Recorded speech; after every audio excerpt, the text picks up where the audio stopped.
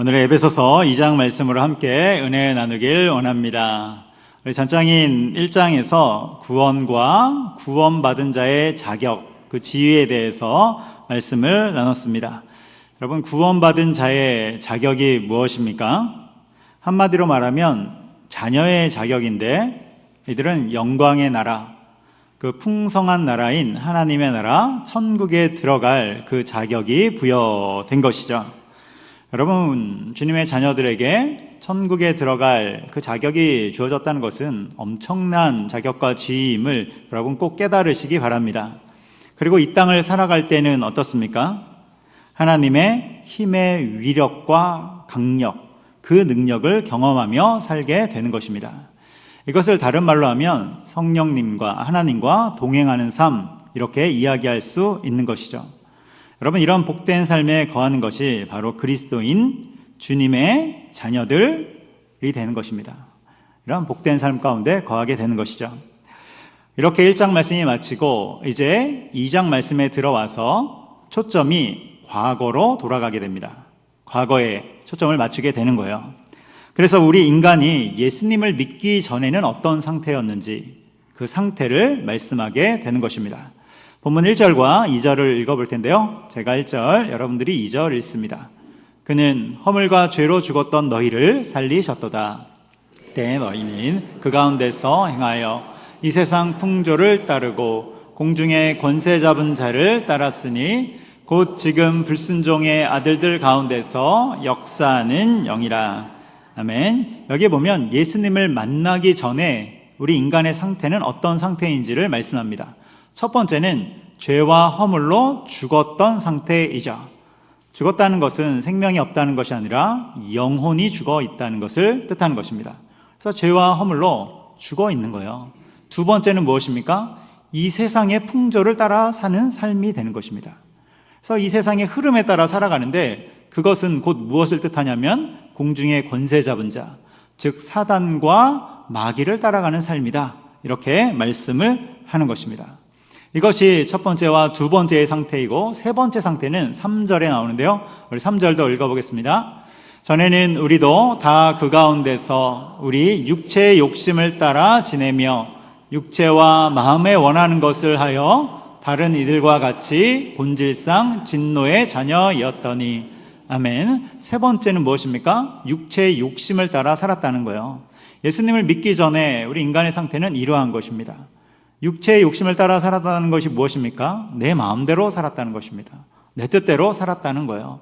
그래서 죄와 허물과 죄로 죽었던 상태, 이 세상 풍조를 따르며 사실은 사단과 마귀를 따랐던 상태, 그리고 육체의 욕심을 따라 지냈던 상태입니다. 이것을 다 합쳐서 종합하면 본질상 진노의 자녀, 심판이 기다리는 자녀였다는 것이죠. 여러분, 이것이 우리 인간의 모습인데요. 우리나라에 복음이 본격적으로 들어온 그 시기를 따져보면 1880년대쯤 됩니다. 그래서 기독교 개신교로 이렇게 쭉 살펴보면 우리나라에 복음이 들어온 지 140년 정도 되었고, 더 확장해서 천주교까지 보더라도 240년 정도밖에 안 된 거예요. 그러니까 우리 중에 누군가가 기독교로서 유서 깊은 집안이다, 기독교의 뿌리가 깊은 집안이다 하여도 위로 올라가면 4대째 집안 혹은 5대째 집안밖에 안 되는 것입니다.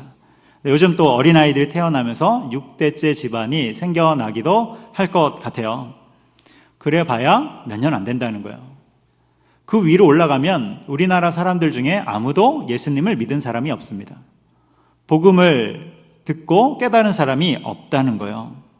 그러니까 그 위에 살았던 우리나라의 풍습을 보면 어떻습니까? 조선시대, 그리고 그 이전의 시대들을 보면 어떻게 살았습니까? 미신적이고 샤머니즘적인 그런 세상의 풍습을 따라 살아간 것이죠. 그 중에 대표적인 것이 성황당이지 않습니까? 각 마을에 돌무더기나 신성한 나무를 정해서 그것으로부터 마을의 안녕을 비는 것이죠. 그래서 사람들이 그 성황당 그곳을 지날 때마다 고개를 숙이면서 그렇게 지나다니곤 한 것이죠. 장승도 같은 개념이지 않습니까? 마을 입구에 장승을 세워두는데 그 이유는 역시 마을의 안녕과 또 재앙으로부터 마을을 지키기 위함인 것이죠.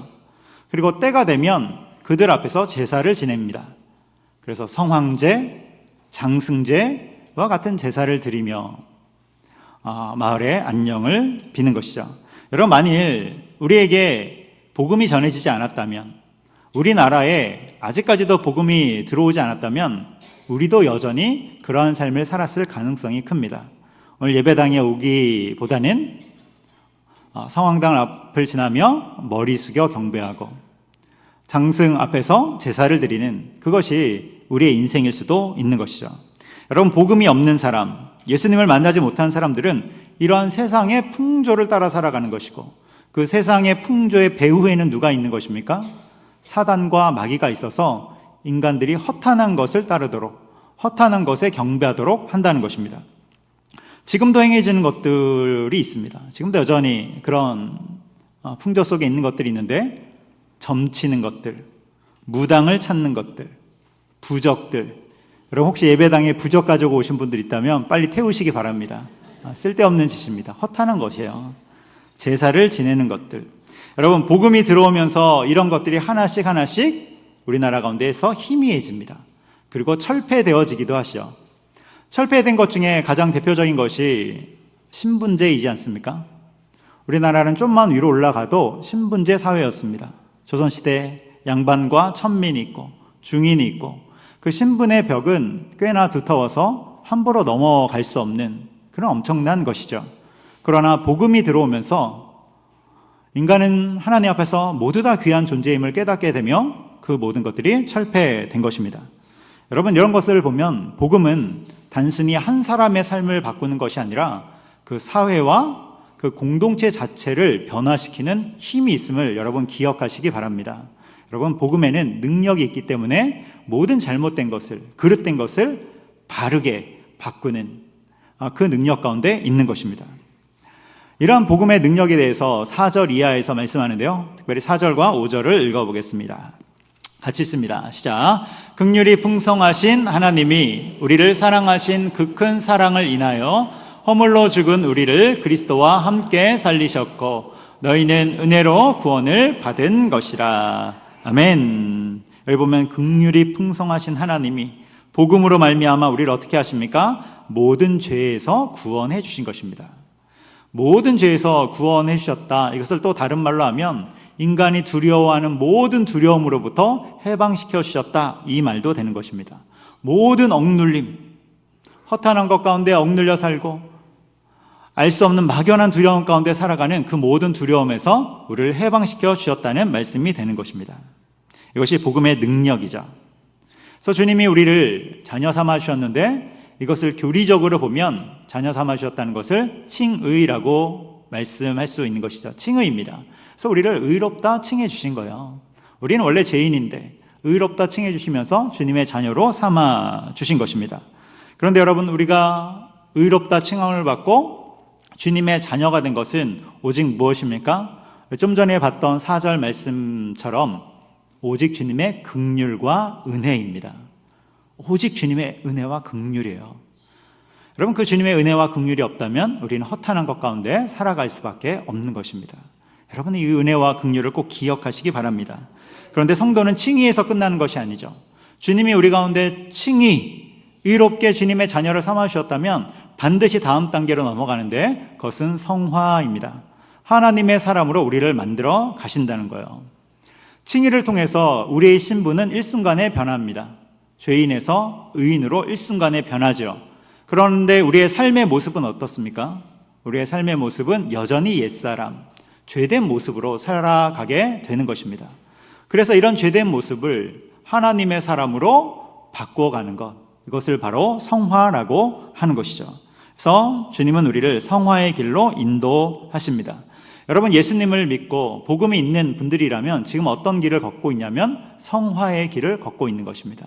하나님 닮은 사람으로 우리는 세워져 가고 있는 거예요. 그런데 여러분, 성화라는 것은 그냥 가만히 둔다고 자라나는 것이 아닙니다. 우리가 예배당에 왔다 갔다 한다고 해서만 자라나는 것은 아닙니다. 오늘 예배당 가운데 나오신 것은 너무나 잘하신 것입니다. 우리 가운데 교회에 한 걸음 내딛기 위해서 애를 쓰신 분들이 있을 것 같아요. 그런 분들은 너무나도 잘한 것입니다. 그러나 신앙의 연수가 지났음에도 불구하고 여전히 예배당에 오는 것만으로 만족한다면 여러분, 그것은 자신을 돌아봐야 하는 것입니다. 성화는 그렇게 일어나는 것이 아니기 때문에 그런 것입니다. 훈련과 하나님의 다루심을 통해서 일어나는 것입니다. 어느 분과 대화를 나눴는데요, 이 아들이 학생인데 공부에 영 취미가 없는 것입니다. 그래서 중3 때 공부에 취미가 없으니까 체력도 키울 겸 이 아들을 복싱 체육관에 보낸 것입니다. 복싱 체육관에 딱 보냈어요. 그래서 이제 체육관을 다녔는데 거기에서 뜻밖의 재능을 발견한 것입니다. 이 녀석이 제법 운동을 잘 하는 거예요. 그래서 이제 시간이 지나 고2가 되었을 때 전국대회에 나가게 되었는데, 그런데 잘하다 보니까 입상할 것이 확실시 되는 것입니다. 체육관 관장님도 너는 입상할 것이 너무 확실하다. 본인도 자신이 있었어요. 그래서 대회에서 나가서 시합을 했는데 아깝게 떨어지게 됩니다. 아깝게 입상하지 못해요. 그런데 이 학생이 좌절하지 않습니다. 왜냐하면 1년에 3번 대회가 있기 때문에. 한 번 떨어졌지만 2번의 기회가 더 있기 때문에. 그런데 그 2번의 기회에서도 역시 아깝게 입상하지 못하는 거예요. 너무 실망감이 큰 것이죠. 자신이 있었거든요. 주변에서도 보증을 해줬거든요. 야, 너 정도면 충분해. 너가 정말 열심히 했는데, 그리고 넌 실력도 있고 입상할 수 있어. 너무나도 그런 상황 가운데서 입상하지 못하니까 실망감이 엄청난 것입니다. 그런데 여러분, 이 녀석이 3번 다 떨어지고 나니까 뭘 하기 시작하냐면 하나님을 찾기 시작합니다. 하나님을 찾기 시작해요. 원래 이 가정이 매일 밤 가정 예배를 드리는 그런 가정입니다. 그런데 가정 예배를 쭉 드리다가 아이들이 커가면서 점점 거부하기도 하죠. 그래서 이 아들도 중3이 되었을 때 이제 머리가 커져서 저는 가정 예배를 드리지 않겠습니다, 아버님, 이렇게 얘기하면서 더 이상 나오지 않는 것입니다. 그러면 부모님이 그래, 너의 뜻을 존중한다, 그러면서 그렇게 합니까? 머리채를 끌고 와서 앉히기도 하고 때로는 달래기도 하고 아부도 하면서 우리 예배 같이 드리자, 그래도 전혀 나오지 않는 것이죠. 그런데 여러분, 고2가 되어서 시합에서 3번 떨어진 후에 이 친구가 뭘 깨닫냐면 인생이 내 마음대로 안 되는구나. 나 혼자 열심히 한다고 되는 것이 아닌구나. 그것을 깨닫고 하나님을 찾기 시작하는 거예요. 그래서 그날 이후로 아침에 눈을 뜨면 성경 말씀을 읽고 시작합니다. 그리고 밤에 잠을 잘 때에도 반드시 말씀을 읽고 기도하고 잠을 잡니다. 그러면서 지금은 뭐라고 말하냐면, 이제는 나 자신을 위해서 운동하는 것이 아니라 하나님의 영광을 위해 운동하기 원한다고, 내 삶을 드리기 원한다고, 그리고 하나님의 복음을 위해서 쓰임받는 인생 되기 원한다고 말하는 것입니다. 예수님을 인격적으로 만난 것이죠. 하나님께 쓰임받기 원합니다. 그러면서 한마디를 덧붙였는데, 이것도 저것도 안 되면 목사나 하죠, 이렇게 얘기를 하는 것입니다. 저는 왜 거기에 목사가 나오는지는 잘 모르겠어요.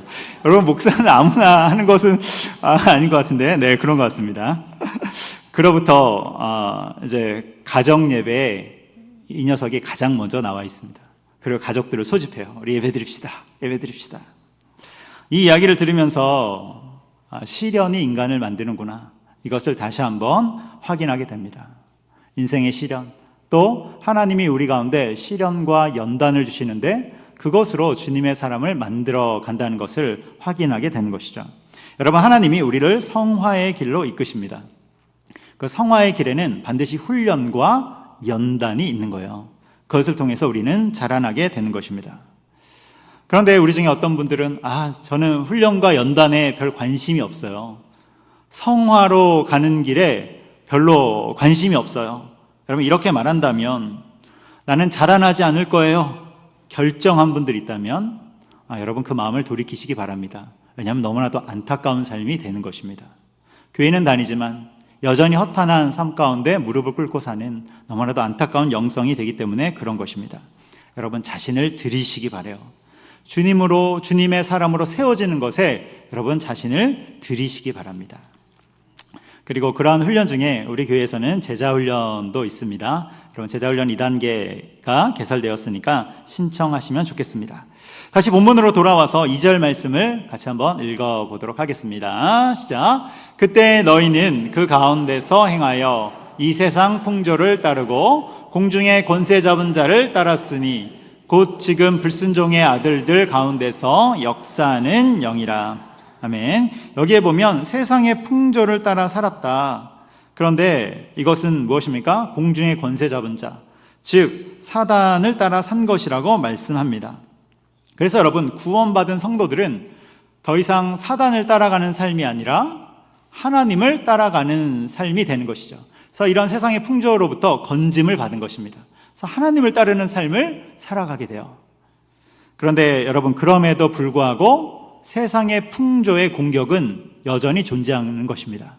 왜냐하면 우리가 세상에 두 발을 딛고 살기 때문에 그런 것이죠. 그래서 우리는 구원받았지만 세상의 풍조는 계속해서 우리를 공격하는데 여러분 그 공격을 만만하게 봐서는 안 되는 것이죠. 이러한 세상의 풍조에 대해서 존 스토트 목사님은 4가지를 이야기했는데요. 다원주의, 물질주의, 윤리적 상대주의, 그리고 외모지상주의, 이 4가지를 말씀했습니다. 이 중에 대한민국을 딱 들여다보면 이 4가지가 너무나도 잘 들어맞는데 이 중에 외모지상주의를 생각해 볼 수 있습니다. 오늘날 대한민국은 외모지상주의, 비주얼의 시대라고 말합니다. 여러분 외모를 잘 가꾸고 물건을 팔 때도 잘 포장하는 것은 귀한 것이죠. 그건 잘하는 것입니다. 근데 문제가 어디 있습니까? 내면, 그 내용물에는 별로 관심이 없다는 것입니다. 겉모습으로 모든 것을 평가받기 원하는 시대에 와 있는 것이 문제이죠. 여러분 진정한 아름다움은 어디 있습니까? 내면으로부터 흘러나오는 아름다움. 여러분 이것은 어떠한 것으로도 어떠한 화장법으로도 될 수가 없는 것이죠. 그리고 오늘날의 사회는 겉모습, 비주얼을 통해서 서로를 평가하고 또 나 자신을 평가하고 거기서부터 자존감을 찾도록 계속해서 종용합니다. 물질주의도 마찬가지이죠. 여러분 물질주의의 정점에는 뭐가 있냐면, 가장 위로 가면 뭐가 있냐면 결국 돈이 있습니다. 세상 사람들이 치고받고 싸우고 뭔가를 아등바등 살아도 결국 그 정점에는, 결론에는 돈이 있는 거예요. 이 물질주의는 돈과 재물이 가장 삶의 우선순위에 있도록, 거기에 모든 것을 집중하며 살도록 끌고 가는 것이죠.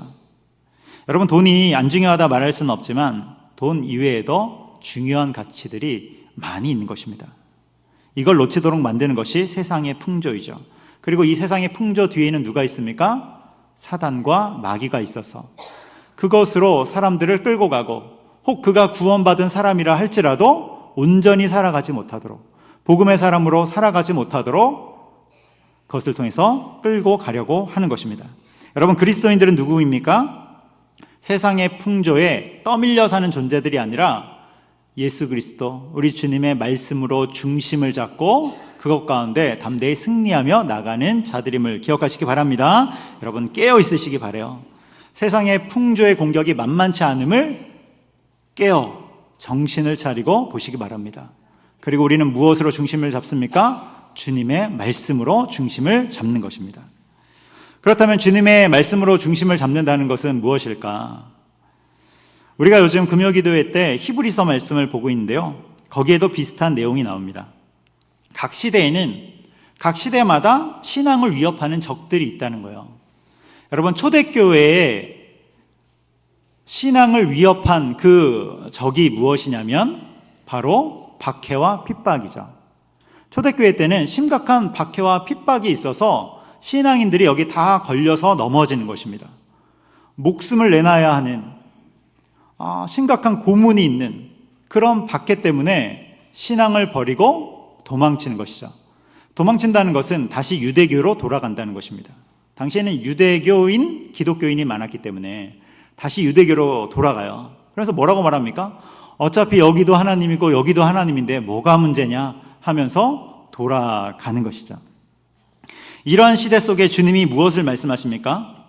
히브리서 3장 1절, 예수를 깊이 생각하라. 예수를 깊이 생각하라. 여러분, 예수를 깊이 생각하라는 말이 무엇입니까? 예수님을 주목하라.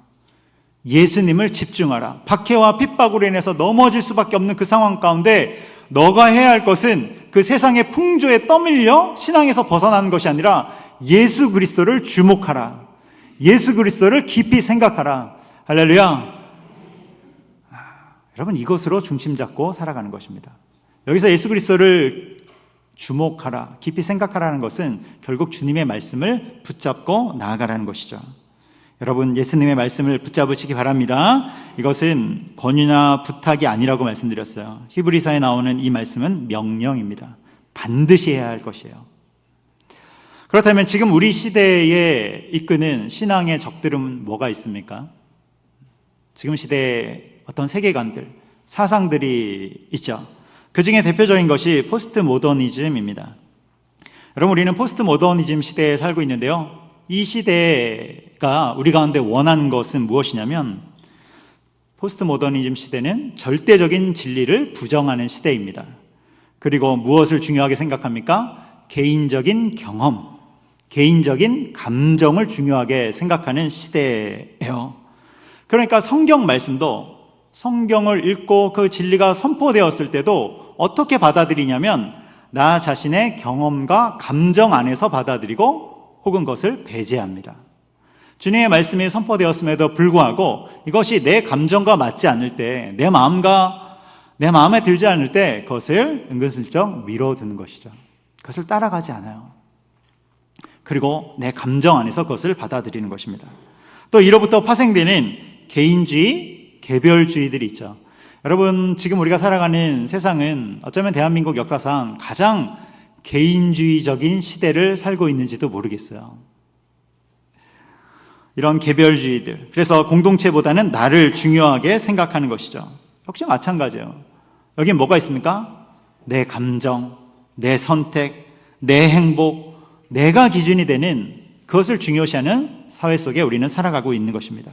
여러분, 이러한 세상의 풍파, 이러한 시대의 흐름 속에서 우리가 교회를 다니고 신앙의 진리를 지켜나간다는 것은 여러분 깨어 정신을 차리지 않으면 넘어질 수 있음을 여러분 기억하시기 바랍니다. 이러한 시대 속에 성경 말씀은 주님은 뭐라고 말씀합니까? 내가 기준이 아니라 하나님이 기준이라고 말씀하는 것입니다. 여러분, 내 기준에서 하나님의 기준으로 넘어가는 것입니다. 세상의 풍파는 자꾸 내 기준으로 넘어오도록 우리를 종용하지만 아니요, 우리는 하나님의 기준, 이것을 지켜나가는 것입니다. 또 주님은 무엇을 말씀합니까? 개인주의가 아니라 교회와 가정, 공동체가 중요하다고 말씀하는 것입니다. 여러분, 주님의 말씀, 그 진리의 말씀을 붙잡으시기 바랍니다. 그리고 시대를 초월한 적들도 있어요. 시대를 초월해서 늘 있는 적들, 히브리서 3장에 나오는 것처럼 완고한 마음, 완고하게 마음을 갖는 것이죠. 고집들, 바꾸지 않습니다. 내 고집을 바꾸지 않아요. 영적인 게으름들. 여러분, 베드로전서 5장 8절에서 이렇게 말씀합니다. 우리 같이 읽어보도록 하겠습니다. 시작. 근신하라, 깨어라. 너희 대적 마귀가 우는 사자같이 두루다니며 삼킬 자를 찾나니. 아멘. 여러분, 깨어 있으시기 바랍니다. 세상의 풍조 속에 흘려 떠내려가는 인생이 아니라 주님의 말씀으로 중심을 잡고 여러분, 이 세상 가운데서도 승리하며 나가는 우리가 되기를 주님의 이름으로 축복합니다. 여기까지가 오늘 말씀의 첫 번째인 세상의 풍조의 공격입니다. 세상의 풍조의 공격. 이제 두 번째를 볼 텐데요. 두 번째는 하나님의 선한 도구가 되라입니다. 하나님의 선한 도구가 되라. 우리는 이 지점에서 죄를 생각해 볼 수 있어요. 여러분, 우리는 용서받은 사람들입니다. 주님으로부터 용서받았죠. 그런데 그럼에도 불구하고 여전히 죄를 짓고 있는 모습을 보게 됩니다. 옛 모습이 남아있는 것입니다. 죄가 무엇입니까? 죄에 해당하는 단어는 언어로 보면 하마르티아인데 그것은 관역에서 벗어났다는 것이죠. 화살이 정확하게 관역에 탁 박혀야 되는데 관역에서 벗어난 것입니다. 이것이 죄가 되는 것이죠. 여러분, 관역에서 벗어난 이유가 무엇입니까? 활시를 당기는 자가 이것을 당길 때 거기에 욕심이 들어갔기 때문에 그런 것입니다. 활시를 당길 때 거기에 이기심이 들어갔기 때문에 그런 것입니다. 화살을 쏠 때 거기에 혈기가 들어가고 시기가 들어가고 그리고 악한 의도를 가지고 활을 쐈기 때문에 그런 것입니다. 여러분, 세상의 풍조는 끊임없이 이러한 방식으로 우리 가운데 활을 쏘라고 이야기하는 거예요. 미혹하는 것입니다. 그런데 그리스도인들은 어떻게 한다고요? 깨어 정신을 차리며 성경적인 방식으로 활을 쏘는 것입니다. 우리가 이번 주 새벽에 사도행전 말씀을 마쳤는데요. 그 중에 사도행전 26장에 보면 바울이 아그리빠 왕에서 변론하는 장면이 나옵니다. 아그리빠 왕은 유대 지역의 분봉왕이죠. 그런데 그 앞에서 변론하는 내용을 보면 바울이 단순히 자기를 변호하거나 자기를 변론하는 것이 아니라 뭘 하고 있냐면 전도를 하고 있음을 볼 수 있어요. 복음을 전파하고 있죠. 여러분, 감히 왕 앞에서 자칫 잘못 말하면 그 신변에 큰 위험이 있을 수 있음에도 불구하고 전도를 하고 있는 것입니다. 그래서 자신이 어떻게 예수님을 만났는지, 그리고 그 예수님의 십자가와 부활과 구원은 어떠한지 그것에 대해서 이야기하고 있는 것이죠. 그때 아그리빠 왕이 이렇게 말합니다. 사도행전 26장 28절 같이 읽습니다. 시작. 아그리빠가 바울에게 이르되 내가 적은 말로 나를 권하여 그리스도인이 되게 하려는도다. 아멘. 그리스도인이 되게 하려는도다. 전도하고 있다는 것이죠. 결과적으로 아그리빠 왕이 복음을 받아들이진 않습니다. 그러나 상당히 호의적인 태도를 보여요. 이 시점에서 우리는 한 가지 묵상을 할 수 있습니다. 그것이 무엇이냐면 열매, 결과, 성과는 우리의 몫이 아니라는 거예요. 그것은 우리의 것이 아닙니다. 온전히 하나님의 것이고 하나님께 맡기는 것입니다. 여러분, 우리는 욕심이 하나 있는데 어떤 욕심이 있냐면 결과가 빠르게 나타나길 원해요. 내가 어떤 일을 했을 때 그 열매가 당장 나타나기 원하는 그런 경향이 있는 것이죠. 그런데 바울을 보십시오. 그가 전도하고 복음을 전하지만 당장 결과가 나타나지 않습니다. 오히려 거부당하죠. 그래도 그는 낙심치 않고 계속해서 복음 전파의 길을 간다는 것입니다. 고린도전서 3장 6절로 7절을 우리 같이 한번 읽어보도록 하겠습니다. 우리 3장 6절만 읽을게요. 시작. 나는 심었고 아볼로는 물을 주었을 때 오직 하나님께서 자라나게 하셨나니. 아멘. 여기서 나는 바울이죠. 바울은 심었고 아볼로는 물을 주었지만 자라나게 하시니, 열매 맺게 하시는 분은 하나님이라는 것입니다. 여러분, 우리는 어떤 존재입니까? 심고 물을 주는 존재입니다. 그리고 열매는 언제 달리는 것입니까? 결과와 성과는 언제 맺히는 것입니까? 하나님이 영광 받으실 시점에 맺는 것입니다. 하나님이 하실 일이 있을 때 그때 맺히는 것입니다. 우리가 보통 선교지에 가서 선교 여행을 가보면 어느 마을에 가서 내가 복음을 전하면 그 복음이 당장 어떤 열매를 맺었으면 좋겠다, 이렇게 원할 때가 있어요. 어떤 아픈 사람을 위해서 기도해주면 그 선교지에서 그 사람이 당장 나았으면 좋겠다, 그 결과를 보기 원할 때가 있단 말이에요. 그런데 그런 것이 아니라 모든 열매와 결과는 하나님의 시간에, 하나님이 영광 받으실 시점에 맺혀지는 것을 여러분 기억하시기 바랍니다. 그래서 우리는 심고 물 주는 자입니다. 당장에 내가 원하는 결과까지 보기 원하는 것은 어쩌면 내가 주인공이 되고 싶은 욕심일 수 있어요. 여러분, 세상의 풍조는 무엇을 말합니까? 끊임없이 내가 주인공이 되라고 이야기합니다. 그렇게 화를 쏘라고 미혹해요. 그런데 우리가 반드시 알아야 될 것은 주인공은 하나님이시고, 그리고 우리는 하나님의 영광을 위해 사는 존재라는 것입니다. 여러분, 항상 주님 중심으로 살아가고 하나님 앞에 영광을 돌리는 삶을 통해서 주님 나라의 좋은 도구, 선한 도구로 살아가는 저 여러분 되기를 주님의 이름으로 축복합니다. 기도하겠습니다. 사랑과 은혜가 많으신 하나님 아버지, 우리를 주님의 자녀 삼아주시고 주님 나라의 의로운 사람으로 칭해 주셨사오니 주님 성화의 길을 가게 하시고 무엇보다도 주님 앞에 영광을 돌리는 귀한 선한 도구들이 될 수 있도록 역사하여 주옵소서. 감사합니다. 예수님의 이름으로 기도합니다. 아멘.